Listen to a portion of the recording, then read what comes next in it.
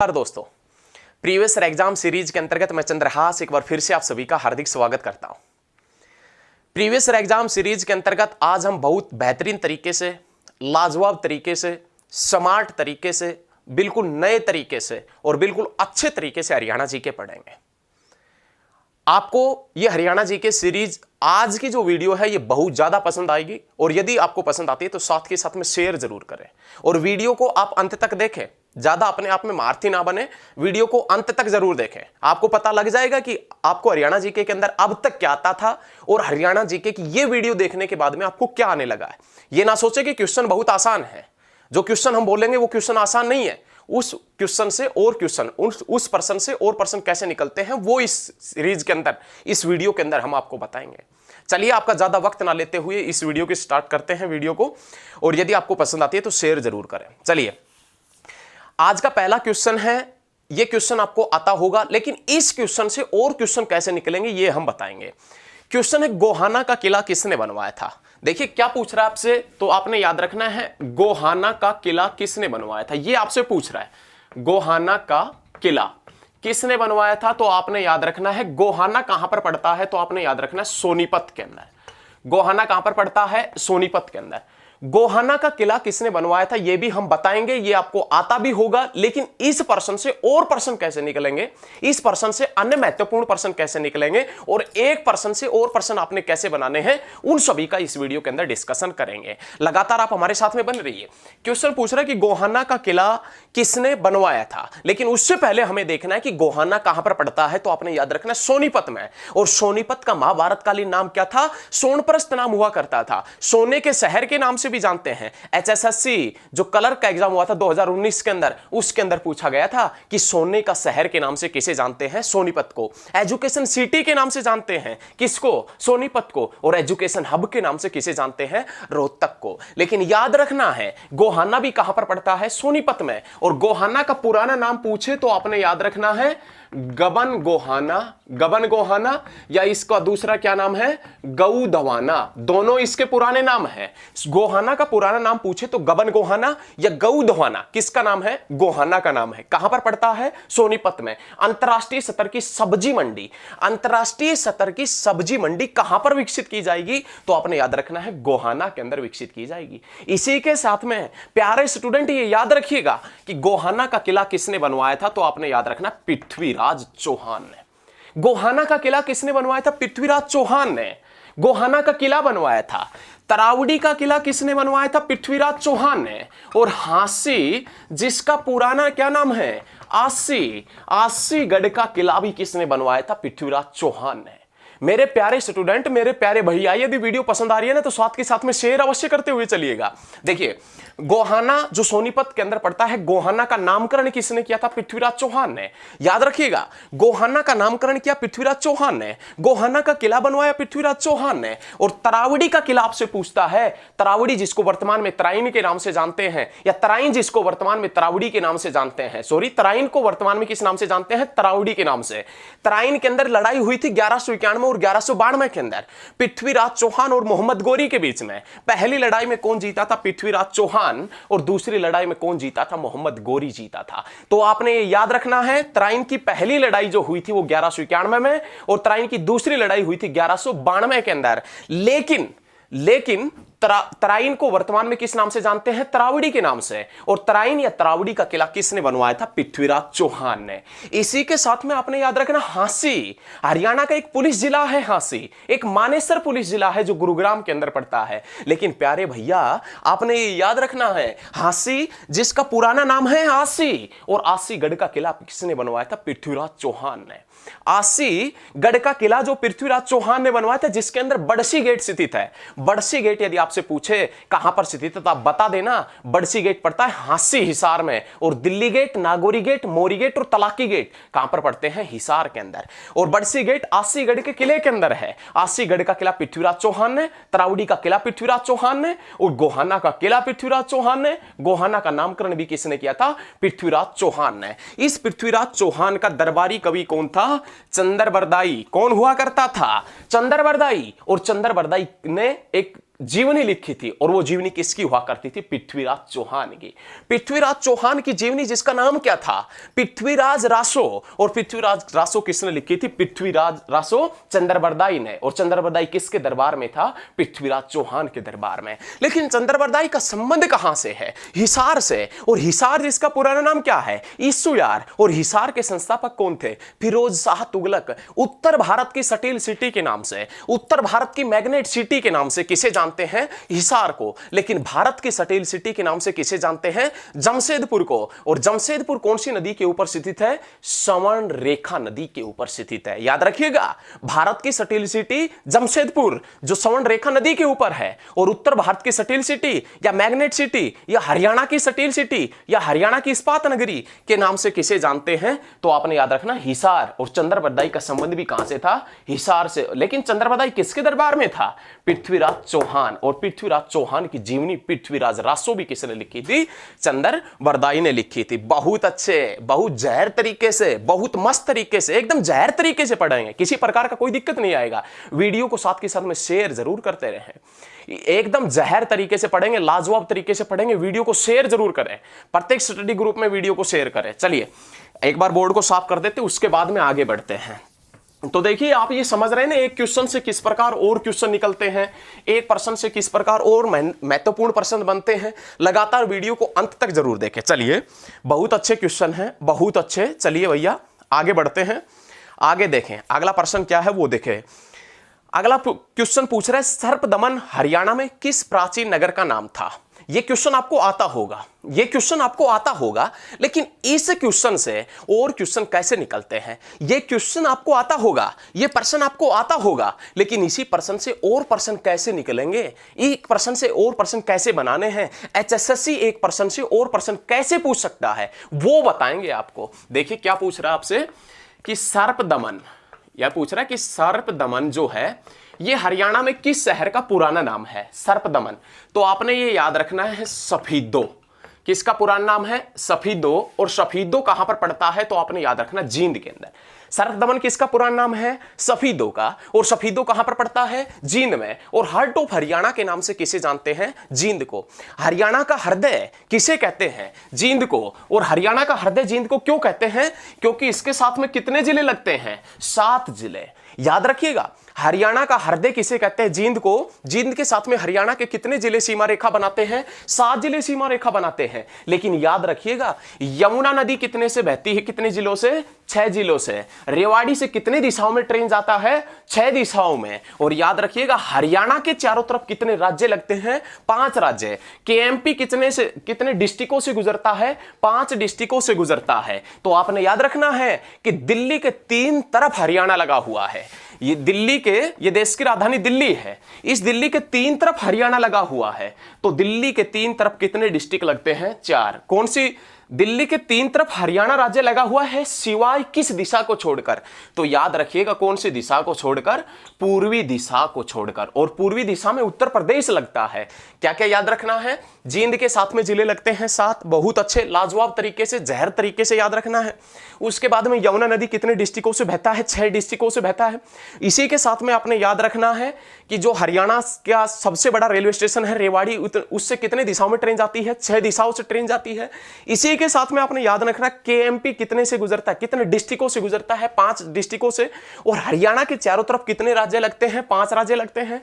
और इसी के साथ में याद रखना, दिल्ली के साथ में हरियाणा के कितने जिले लगते हैं? तो आपने याद रखना है 4 जिले लगते हैं, जिसमें सोनीपत, झज्जर, गुरुग्राम और फरीदाबाद का नाम आता है। याद रखना है। मजा आ रहा है ना? जहर तरीके से एकदम गर्दा उठा देंगे, एकदम बहुत बेहतरीन तरीके से पढ़ाएंगे। कोई माई का लाल आपको सरकारी नौकरी से नहीं रोक सकता। यदि आप हकीकत में दिन रात मेहनत करते हैं तो अब की बार हरियाणा जीके के अंदर या हरियाणा के अंदर जो भी एग्जाम होंगे ना, उससे आपको कोई नहीं रोक सकता। लेकिन हम दावे के साथ में कहते हैं, इतना मेहनत करवाएंगे, इतना मेहनत करवाएंगे, आपको मेहनत करना ही पड़ेगा।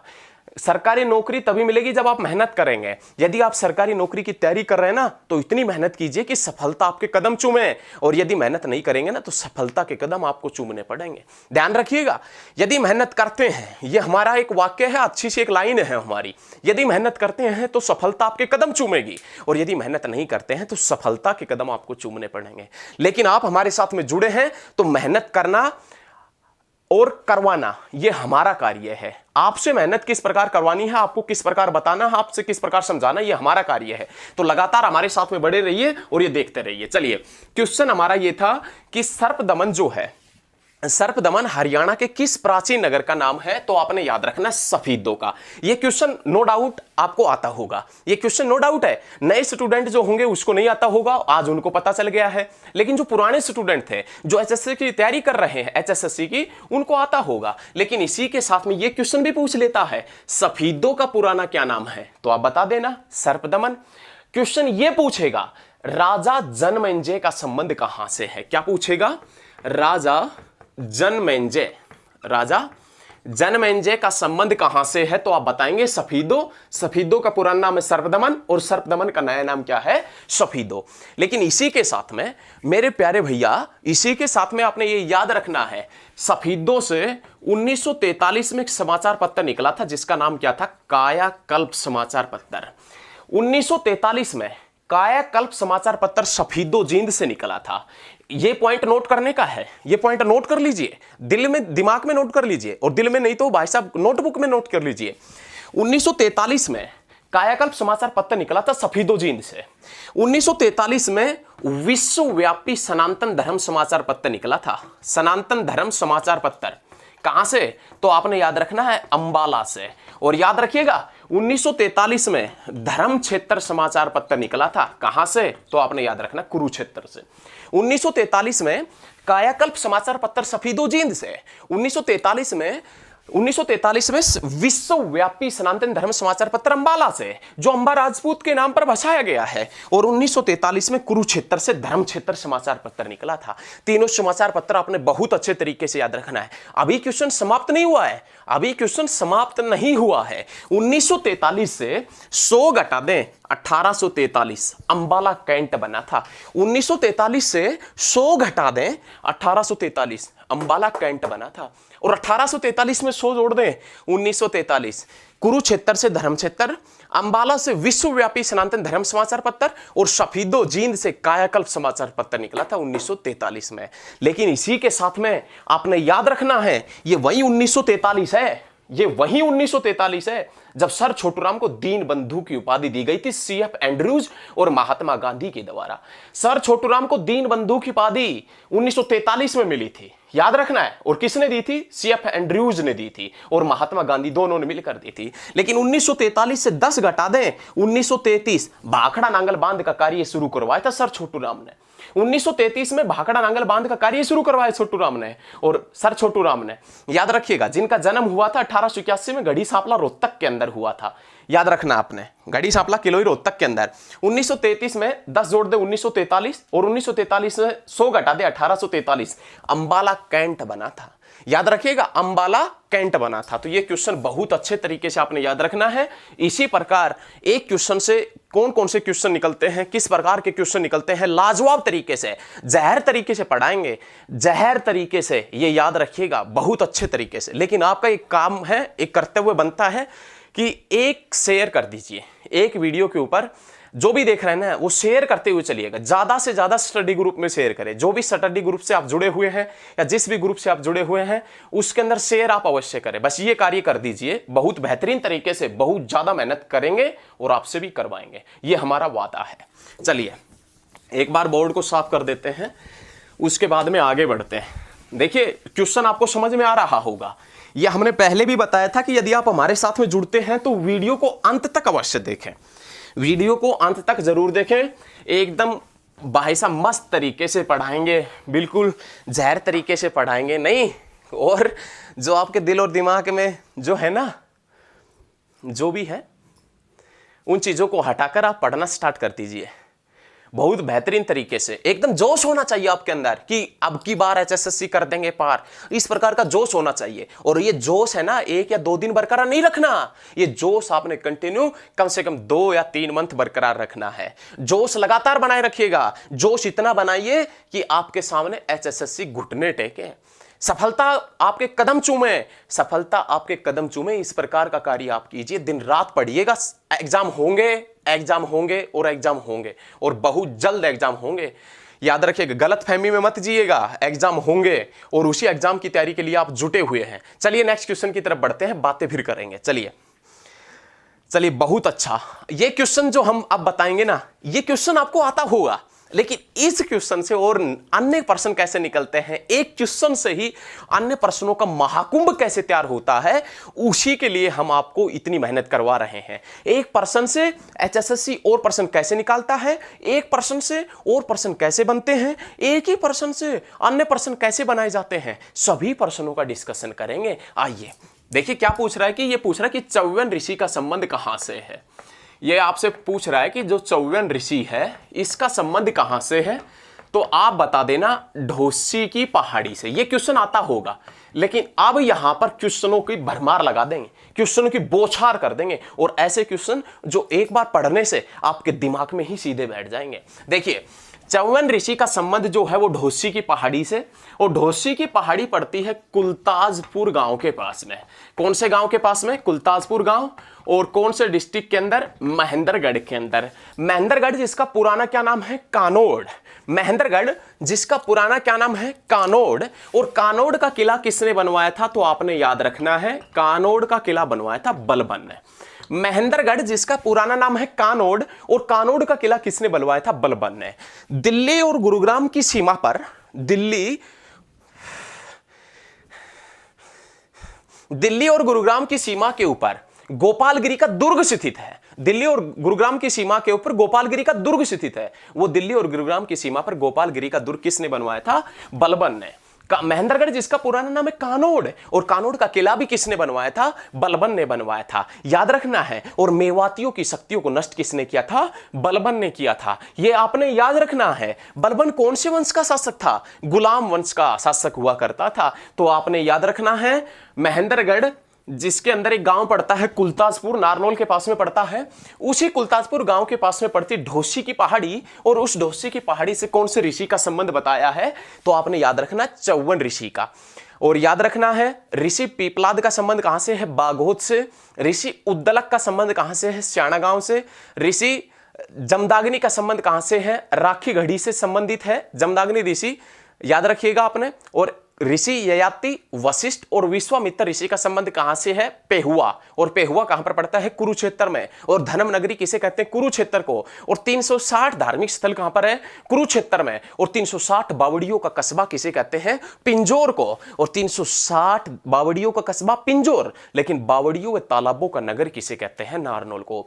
बावड़ियों व तालाबों का नगर है नारनौल, 360 बावड़ियों का कस्बा है पिंजौर, और 360 धार्मिक स्थल है कुरुक्षेत्र में, और धर्म नगरी कुरुक्षेत्र है। लेकिन मंदिर सबसे ज्यादा कहां पर है? भिवानी में। सिटी ऑफ वार हीरोज किसे कहते हैं? भिवानी को। और धर्मार्थ न्यासों का शहर किसे कहते हैं? भिवानी को। और मिनी क्यूबा किसे कहते हैं? भिवानी को। और आपने याद रखना है, याद रखना है प्यारे भैया, क्या याद रखना है? कि बॉक्सिंग का पावर हाउस, बॉक्सिंग का पावर हाउस किसे कहते हैं? भिवानी को कहते हैं। चलिए क्वेश्चन की तरफ बढ़ते हैं। चौवन ऋषि का संबंध कहां से? ढोसी से। ढोसी की पहाड़ी की ऊंचाई है 652 मीटर। ढोसी की पहाड़ी की ऊंचाई कितनी है? 652। देखिए यहां पर एक लाजवाब तरीके से एक प्रश्न पढ़ेंगे, हमारी एक रिक्वेस्ट सुन लीजिए, लाजवाब तरीके से एक प्रश्न पढ़ेंगे, और वो प्रश्न आपको गर्दा उठा देगा, जहर, एकदम जहर तरीके से। देखिए इसके आगे एक लगा दे 1652, इसके आगे एक लगाए 1652, इसके अंदर 4 जोड़ दे 1656। याद रखिएगा महम की बावड़ी, महम की जो बावड़ी है जो 1656 के अंदर बनी थी, याद रखिएगा शाहजहां के दरबारी कवि सुद्दो कलाल ने बनवाई थी। महम की जो बावड़ी है 1656 के अंदर शाहजहां के दरबारी कवि सुद्दो कलाल ने बनवाई थी। लेकिन इस 1656 के अंदर 300 साल जोड़ दें 1956 कुरुक्षेत्र यूनिवर्सिटी की नींव रखी गई थी। कुरुक्षेत्र यूनिवर्सिटी की नींव कब रखी गई थी? 1956 में। और किसने रखी थी? डॉक्टर राजेंद्र प्रसाद ने। और डॉक्टर राजेंद्र प्रसाद के सपनों का शहर कौन सा है? फरीदाबाद। और फरीदाबाद हरियाणा का सबसे बड़ा नगर निगम है। याद रखिएगा, अकॉर्डिंग टू जनसंख्या के अनुसार सबसे बड़ा नगर निगम है, जनसंख्या के अनुसार सबसे बड़ा शहर है, जनसंख्या के अकॉर्डिंग सबसे बड़ा जिला है, सबसे ज्यादा पुरुष और सबसे ज्यादा महिला भी कहां पर है? फरीदाबाद में। और सबसे बड़ा नगर भी कौन सा है? फरीदाबाद। लेकिन क्षेत्रफल की दृष्टि से सबसे छोटा शहर कौन सा है? फरीदाबाद है। याद रखिएगा, फरीदाबाद डॉक्टर राजेंद्र प्रसाद के सपनों का शहर है। और डॉक्टर राजेंद्र प्रसाद जिसने कुरुक्षेत्र यूनिवर्सिटी की नींव रखी थी 1956 में। और 1956 से 300 साल घटा दे 1656 में हेम की बावड़ी बनी थी। और 1656 से 4 घटा दे 1652 और 1 घटा दे 652। ढोसी की पहाड़ी की ऊंचाई है 652। मजा आ रहा है ना? जहर तरीके से पढ़ेंगे, बिल्कुल जहर तरीके से। ढोसी की पहाड़ी भाई अरावली पर्वत श्रृंखला का हिस्सा है। ढोसी की जो पहाड़ी है ये अरावली पर्वत श्रृंखला का हिस्सा है। ढोसी की पहाड़ी अरावली पर्वत श्रृंखला का हिस्सा है। दक्षिण हरियाणा की या अरावली की सर्वोच्च चोटी हरियाणा में कौन सी है? ढोसी की पहाड़ी। पूरे हरियाणा में अरावली की बात कर रहे हैं, पूरे हरियाणा में अरावली की सर्वोच्च चोटी और दक्षिण हरियाणा की सर्वोच्च चोटी जिसका नाम है ढोसी की पहाड़ी। लेकिन आपसे यह पूछ ले हरियाणा की सबसे ऊंची चोटी, तो करहो पड़ती है। हरियाणा की सबसे ऊंची चोटी जिसका नाम है करहो, जो पंचकुला के अंदर पड़ती है, वो भी बहुत जल्द बताएंगे। लेकिन यह समझने की कोशिश कीजिए, ढोसी की पहाड़ी के ऊपर कई बार यह भी पूछ लेता है कि ढोसी की पहाड़ी के ऊपर मिट्टी किस प्रकार की मिलती है। तो आपने याद रखना है, ढोसी की पहाड़ी के ऊपर मिट्टी मिलती है पथरीली मिट्टी। कौन सी मिट्टी मिलती है? पथरीली मिट्टी मिलती है। लेकिन एक क्वेश्चन और यहां से निकलता है, यदि 652 के आगे 1 लगा दे 1652 और इस 1652 के अंदर 300 साल जोड़ दें, 300 साल, तो कितने हो जाएंगे? 1952।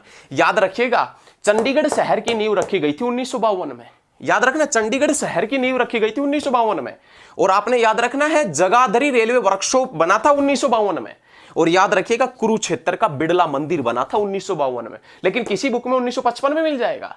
1952 के अंदर बना था कुरुक्षेत्र का बिड़ला मंदिर, जिसकी दीवारों पर श्रीमद् भगवद गीता के 700 श्लोक अंकित होने के कारण उस मंदिर को श्रीमद् भगवद गीता मंदिर के नाम से भी जानते हैं। तो आज के लिए इतना ही, मिलते हैं बहुत जल्द नेक्स्ट क्लास में। लेकिन आपको यदि वीडियो अच्छी लगी है ना, तो ज्यादा से ज्यादा शेयर जरूर करें। वीडियो आपको अच्छी लगी है तो ज्यादा से ज्यादा शेयर करें। आपको बहुत बेहतरीन तरीके से, इसी तरीके से हम आपको पढ़ाएंगे ताकि लाजवाब तरीके से आप पढ़ सके, लाजवाब तरीके से आप नोट्स बना सके, लाजवाब तरीके से आपको हरियाणा जीके पढ़ सके, हरियाणा जीके में सब कुछ आए।